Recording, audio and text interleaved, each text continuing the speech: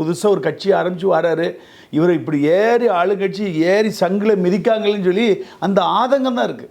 நான் வந்து பப்ளிக்கில் டெய்லி அந்த என்னுடைய வேலையே இப்போ அதான் ஆயிடுச்சு. நான் எங்கே போனாலும் கேள்வி கேட்குறேன். எல்லாருடைய ஆன்சரும் தப்பாகவே இல்லை. ஆனால் திமுக காரங்க இருக்காங்கல்ல, இவங்க தான் விறுவிறுன்னு கத்துறாங்க. என்கிட்ட சிலர், நீங்கள் ஒரு பிஷப்பு, கிறிஸ்தவ பிஷப்பு, நீங்கள் ஒரு சினிமாக்காரனுக்கு போய் ஆதரவு கொடுக்கீங்களான்னு சொல்லி என்கிட்ட கமெண்ட்லேயே பாக்ஸில் போடுறாங்க. ஒருத்தர் நேரில் கேட்குறாரு, ஒரு சினிமாக்காரனுக்கு போய் ஆதரவு கொடுக்கீங்களான்னு. உடனே ஒரு ஃப்ராக்ஷன் ஆஃப் செகண்டில் சொன்னேன், தமிழ்நாடு அரசியல்வாதிகளே சினிமா தானே. அண்ணா, கருணாநிதி, ஸ்டாலின், உதயநிதி ஸ்டாலின், சரத்குமார், விஜயகாந்த், ஜெயலலிதா, இவங்கெல்லாம் யார்? எம்ஜிஆர்.